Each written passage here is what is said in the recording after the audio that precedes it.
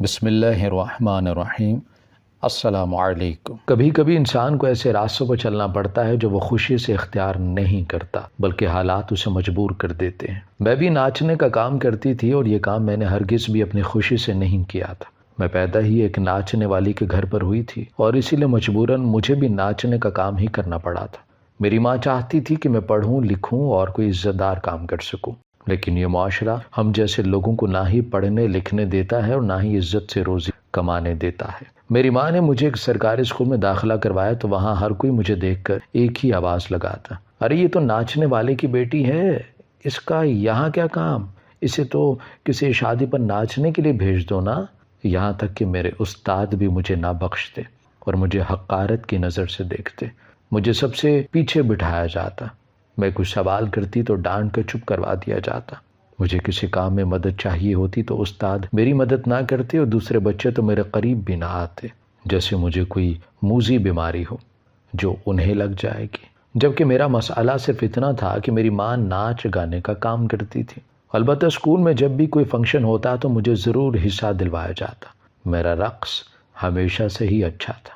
میں تو اپنی ماں کے پیٹ میں تھی جب بھی میری ماں رقص کیا کرتی تھی، اسی لیے یہ میرے خون میں بسا ہوا کام تھا۔ میں اسکول کے ہر فنکشن میں خوب رقص کرتی۔ ایک دن اسکول کے فنکشن میں میری ماں آ گئی تو اس کا سر شرم سے جھک گیا۔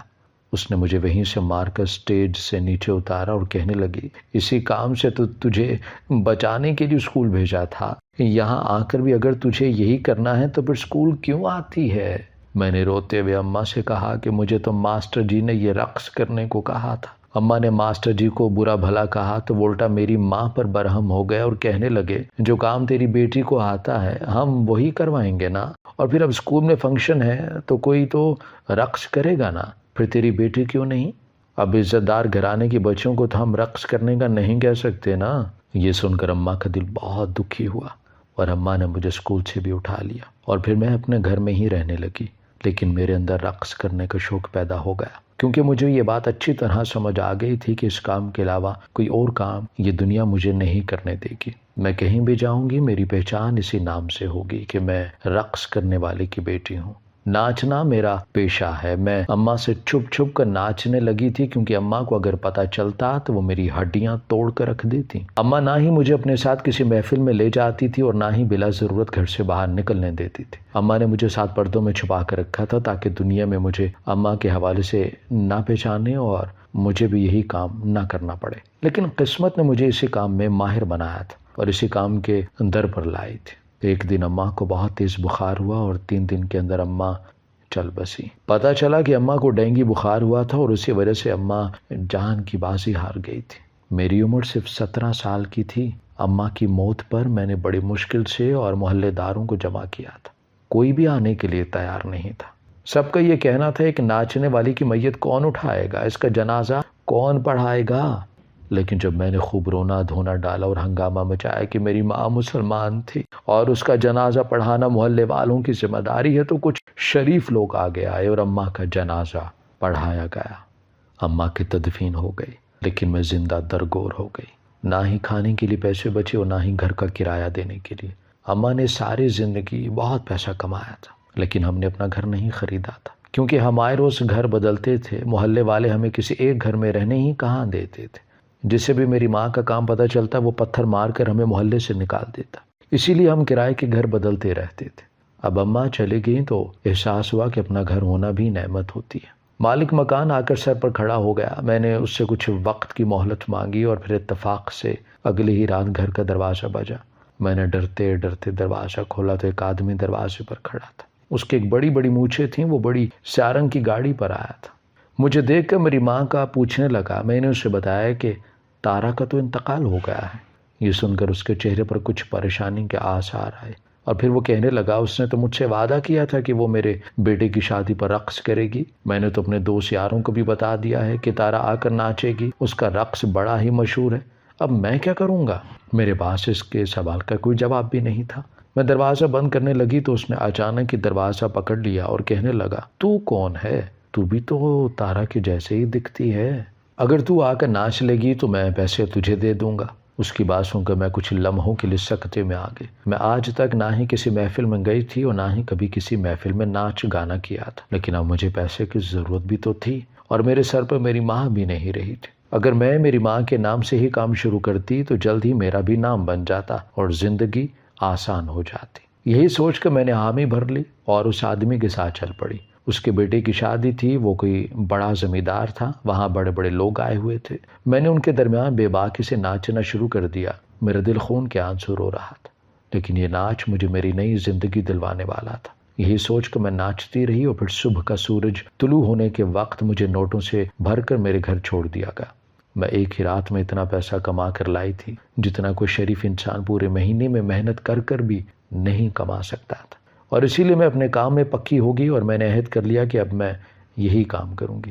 بہو اپنے ماں کے جیسی تھی، اسی لیے مجھے اپنی ماں کی جگہ لینے میں زیادہ وقت نہیں لگا تھا۔ میں نے ساری زندگی اپنی ماں کا ناچ دیکھا تھا، اسی لیے میرے پاؤں بھی اسی کی طرح تھے۔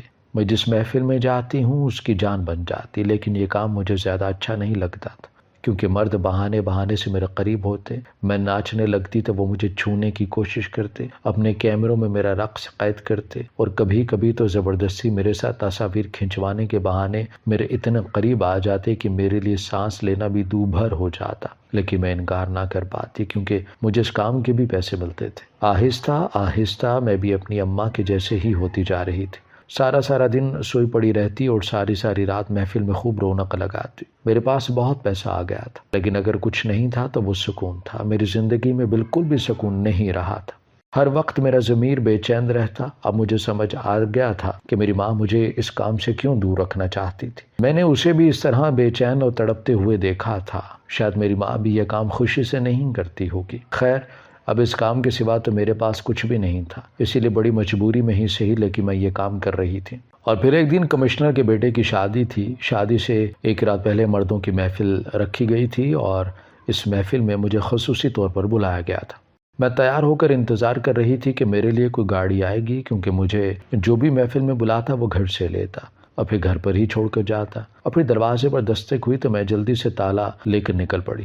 دیکھا تو ایک پولیس والا مجھے لینے کے لیے کھڑا تھا۔ اس نے ایک نظر مجھ پر ڈالی اور پھر نظر چرا گیا۔ شاید وہ میری خوبصورتی سے نظر چرا رہا تھا یا پھر میرے پیشے کی وجہ سے اسے مجھ سے حقارت محسوس ہو رہی تھی، میں سمجھ نہیں پائی تھی۔ میں اس کے ساتھ گاڑی میں بیٹھ کے چل پڑی۔ سارا راستہ خاموشی سے گزر گیا۔ وہ بہت ہی ہینڈسم پولیس آفیسر تھا۔ میری نظر بار بار اس کے وجود پر پڑ رہی تھی۔ اگر ایسا عزت دار اور پولیس والا کسی عورت کی زندگی میں شامل ہو جائے تو وہ کس قدر خوش قسمت ہوگی۔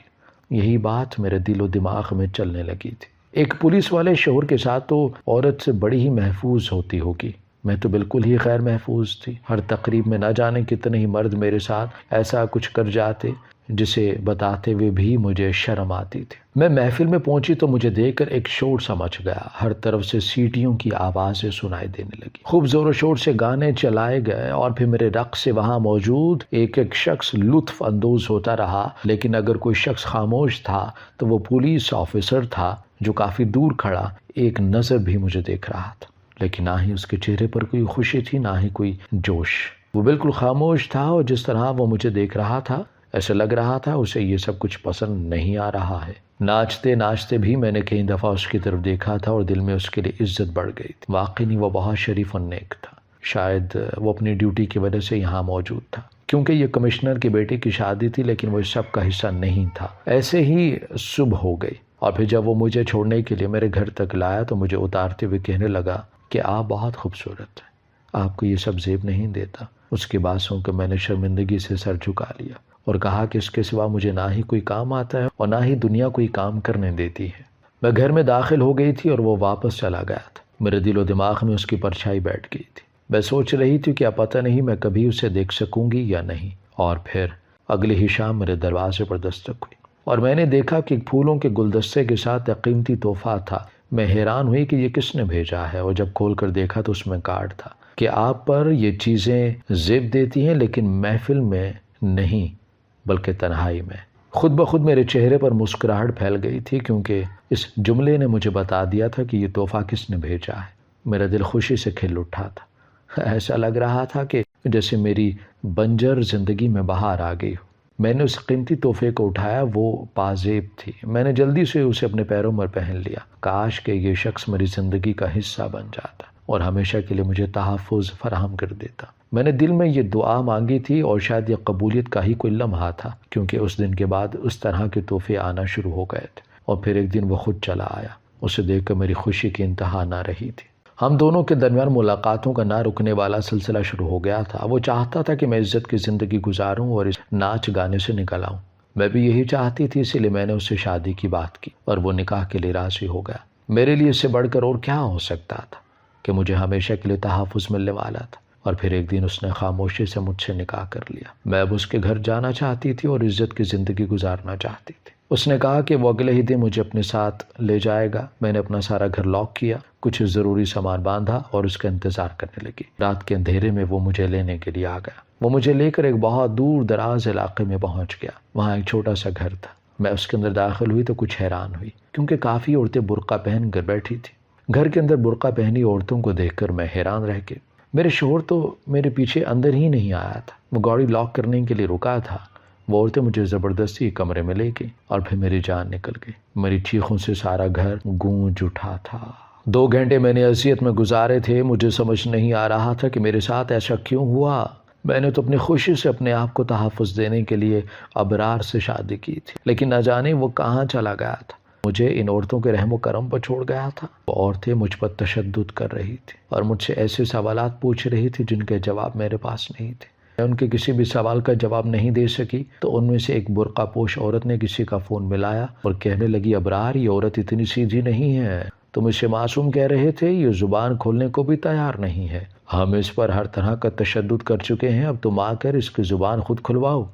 اس عورت کے منہ سے ابرار کا نام سن کر میرا ماتھا ٹھنکا اور میں سوچنے لگی کہ یہ ابرار آخر مجھ سے کیا چاہتا ہے؟ اس نے مجھ سے شادی کیوں کی تھی؟ مجھے تو لگا تھا کہ وہ مجھ سے محبت کرتا ہے، اسی لیے اس نے مجھ سے نکاح کیا ہے، مگر اب مجھے سمجھ آ رہا تھا کہ اصل بات کو کچھ اور تھی۔ وہ عورتیں پچھلے 2 گھنٹے سے مجھ سے جس طرح کے سوال کر رہی تھیں، مجھے ان کا جواب نہیں معلوم تھا، اور اگر ابرار بھی مجھ سے یہی سچ جاننا چاہتا تھا تو میں اسے بھی کوئی جواب نہیں دے سکتی تھی۔ کچھ دیر گزری، کمرے کا دروازہ کھلا، ابرار اندر داخل ہوا اور اس نے ان 6 عورتوں کو باہر جانے کا اشارہ کر دیا۔ وہ 6 کی 6 عورتیں باہر نکل گئیں۔ ابرار میرے پاس آ کر بیٹھا اور کہنے لگا، میں تمہارے ساتھ کچھ بھی غلط نہیں کرنا چاہتا۔ اگر تم ان عورتوں کو شرافت سے ہر بات بتا دیتی تو تمہیں اتنا تشدد برداشت نہیں کرنا پڑتا۔ میں تم سے سچ میں محبت کرتا ہوں، تمہیں تکلیف میں نہیں دیکھ سکتا، اسی لیے یہاں سے چلا گیا تھا، لیکن مجھے نہیں معلوم تھا کہ تم اتنی مکار نکلو گی کہ ان کے کسی سوال کا جواب نہیں دو گی۔ میں نے روتے ہوئے ابرار سے کہا، تم نے میرے ساتھ دھوکہ کیا ہے، شادی کے نام پر تم نے مجھے ان عورتوں کے حوالے کر دیا۔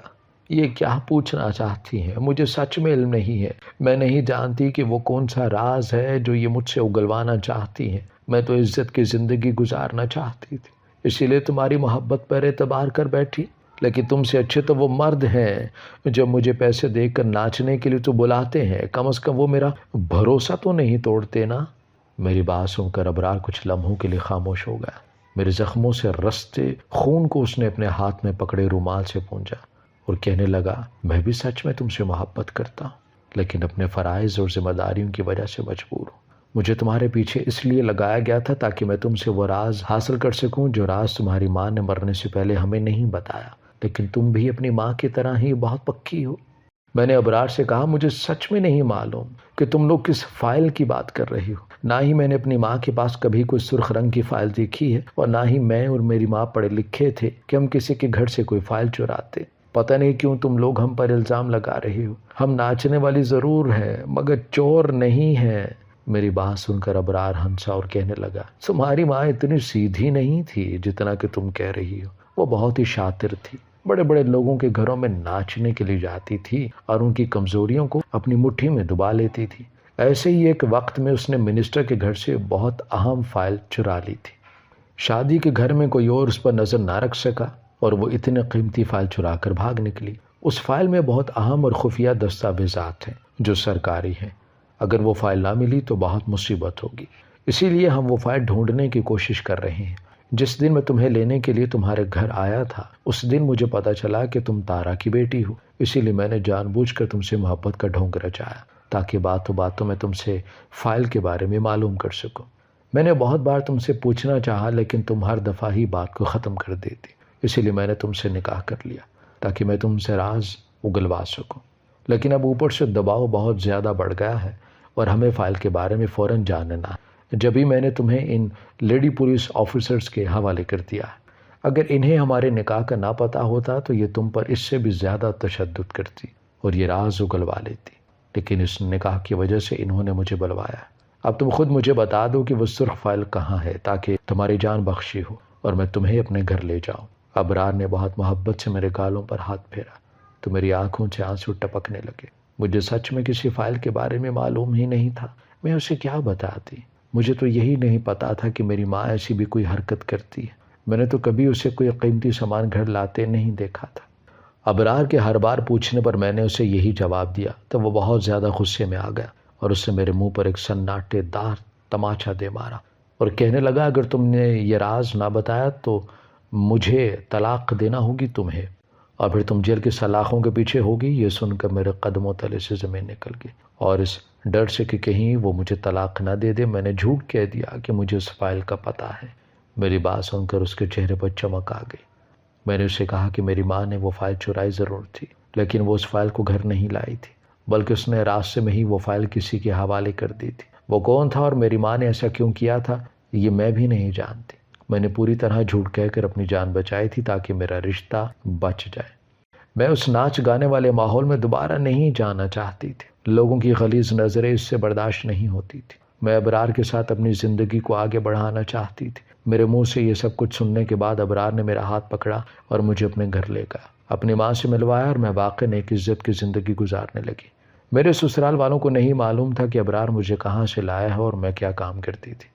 میری اور ابرار کی شادی کو مہینہ ہی گزرا تھا کہ ایک دن میں اپنا گھر پوری طرح خالی کرنے کے لیے گئی کیونکہ مالک مکان چاہتا تھا کہ میں گھر کی چابی اسے واپس کر دوں۔ وہ گھر کسی نئے کرایہ داروں کو دینا چاہتا تھا۔ میں گھر پہنچی تو سارا گھر الٹا پڑا تھا۔ میں جانتی تھی یہ کام ابرار یا اس کے ساتھیوں کا ہی ہے، اسی لیے خاموشی سے اپنا ضروری سامان سمیٹنے لگی۔ اپنی ماں کی یادوں کو ایک جگہ کرتے اچانک ہی مجھے اپنی ماں کی ایک بات یاد آ گئی۔ میری ماں نے مرتے وقت میرا ہاتھ پکڑ کر روتے ہوئے مجھ سے کہا تھا کہ زندگی میں میں نے بہت کچھ غلط کیا ہے لیکن اب میں سب کچھ ٹھیک کرنا چاہتی ہوں اور اسی لیے میں نے ایک بہت قیمتی چیز حاصل کی ہے جس کی وجہ سے میرے سارے گناہ دھل جائیں گے۔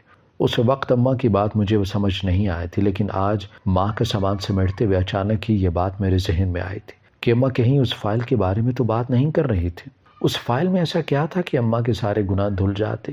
کیونکہ ایک فائل کو حاصل کرنے کے لیے منسٹر صاحب نے پوری پولیس فورس کو میرے پیچھے لگایا تھا۔ یہی سب سوچتے سوچتے میں نے اماں کا ضروری سامان باندھ لیا اور باقی سب کچھ اسی وقت کباڑ والے کو بلا کر فروخت کر دیا۔ گھر پوری طرح خالی ہو گیا تھا۔ میری اماں مجھ سے ہمیشہ کہا کرتی تھیں کہ اگر تمہیں کبھی بھی میری یاد آئے تو اپنے ابا کی تصویر کو سینے سے لگا لینا۔ میں نے دیوار پر لگی ابا کی تصویر پر نظر ڈالی جو سالوں سے ایک ہی جگہ ٹکی تھی۔ میں نے کبھی ابا کی تصویر کو سینے سے نہیں لگایا تھا کیونکہ مجھے اپنے ابا سے بالکل محبت نہیں تھی۔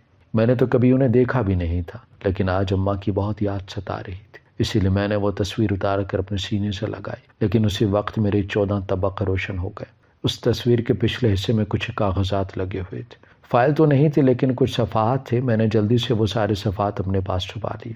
پتہ نہیں کیوں مجھے ایسا لگ رہا تھا کہ یہ سب لوگ مل کر یہی ڈھونڈ رہے تھے۔ میں پڑھی لکھی نہیں تھی، مجھے جاننا تھا کہ ان صفحوں پر کیا لکھا ہے، اسی لیے میں خاموشی سے اپنے گھر سے نکلی، تالا لگایا اور اپنی ایک پرانی دوست کے پاس پہنچ گئی جو بہت پہلے میرے ساتھ اسکول میں پڑھا کرتی تھی۔ کبھی کبھار وہ مجھ سے مل لیا کرتی تھی لیکن اپنے گھر والوں کے خوف سے اس نے مجھے سے باقاعدہ کوئی تعلق نہیں رکھا تھا۔ اتفاق تھا کہ اس وقت گھر پر کوئی بھی موجود نہیں تھا، وہ اکیلی ہی تھی۔ مجھے دیکھ کر بڑی خوشی ہوئی، اسے میری شادی کی خبر مل چکی تھی۔ میں نے جلدی سے اسے وہ کاغذ دکھائے اور کہا کہ مجھے پڑھ کر بتاؤ اس پر کیا لکھا ہے۔ میرے کہنے پر اس نے تفصیل سے وہ کاغذ پڑھنے شروع کیے اور میرے سر پر آسمان گر پڑا۔ وہ منسٹر کے سارے کالے کارناموں کی گٹھری تھی۔ اپنے عہدے کا فائدہ اٹھا کر منسٹر لڑکیوں کا کاروبار کر رہا تھا۔ اس بات کی خبر میری ماں کو ہو گئی تھی۔ میری ماں نے وہ فائل چرا لی جس پر ساری تفصیلات تھی کہ انہیں کب کہاں سے اغوا کر کے کہاں پہنچایا گیا تھا۔ میری ماں اپنے ناچنے کے کام کو پسند نہیں کرتی تھی لیکن بہت مجبوری میں وہ یہ کام کر رہی تھی، اور جب اسے یہ لگا کہ وہ کچھ ہی دنوں کی مہمان ہے تو اپنے گناہوں کو دھونے کے لیے اسے یہ راستہ نظر آیا۔ اس نے یہ فائل چرا لی تاکہ پولیس کے حوالے کر سکے، لیکن اس سے پہلے ہی وہ اس دنیا سے چلی گئی، اور اب میں جان گئی تھی کہ اگر یہ فائل پولیس والوں کو مل بھی گئی تو بھی کوئی منسٹر کے خلاف کارروائی نہیں کرے گا، کیونکہ یہاں قانون سچ میں ہی اندھا تھا۔ مجرمان کو سزا نہیں ملتی تھی اور بے گناہ کا جیل سے نکلنا مشکل تھا۔ میں نے بہت سوچ سمجھ کر اپنی دوست کی مدد سے ان تمام کاغذات کی ویڈیو بنائی اور اسے سوشل میڈیا پر ڈال دیا، اور پھر وہ فائل لے کر میں اپنے شوہر ابرار کے پاس آ گئی۔ ابرار مجھے دیکھ کر کہنے لگے، تم کہاں چلی گئی تھی؟ میں نے وہ فائل ان کے ہاتھ میں پکڑائی اور ان سے کہا کہ آپ جس چیز کا پتہ مجھ سے پوچھ رہے تھے وہ یہ ہے، اب اگر آپ سچ میں ہی ایماندار ہیں تو منسٹر کے خلاف رپورٹ درج کروائیں۔ وہ سب پڑھ کر ابرار بھی شاکڈ رہ گئے تھے۔ انہیں یہی بتایا گیا تھا کہ یہ بہت اہم کاغذات ہیں اور اسے کھولنے کی بھی اجازت نہیں ہے، لیکن جب میں نے انہیں سب کچھ بتایا تو انہوں نے سارے کاغذات خود چیک کیے اور منسٹر صاحب کے خلاف رپورٹ بھی درج کر لی۔ اب آگے اس معاملے میں کیا ہوگا کیا نہیں یہ ہم دونوں نہیں جانتے۔ ابرار پر اوپر سے بہت پریشر ہے کہ اس معاملے کو دبا دیا جائے، لیکن وہ ایمانداری سے اب تک اپنے فیصلے پر قائم ہے، لیکن انہیں کب تک اپنے پیروں پر کھڑا رہنے دیا جائے گا یہ میں بھی نہیں جانتی۔ ہمارے ملک میں ایمانداری سے نوکری کرنے کو اس قدر مشکل بنا دیا گیا ہے کہ اگر کوئی شخص صحیح راستے پر چلنا بھی چاہے تو اسے نوکری سے نکال دیا جاتا ہے۔ شاید یہ اسی لیے ملک میں نہ ہی امن و امان رہا ہے اور نہ ہی انصاف۔ ہماری ویڈیو اگر آپ کو پسند آئی ہے تو ضرور لائک کیجیے، اپنی رائے دینا چاہیں تو کمنٹس کیجیے، اچھی لگے تو شیئر کیجیے۔ اس کے ساتھ ساتھ اگر آپ نے ہمارا چینل سبسکرائب نہیں کیا تو ضرور کیجیے اور بیل آئیکن پر لازمی کلک کیجیے تاکہ ہماری ہر آنے والی ویڈیو آپ تک بر وقت پہنچ سکے۔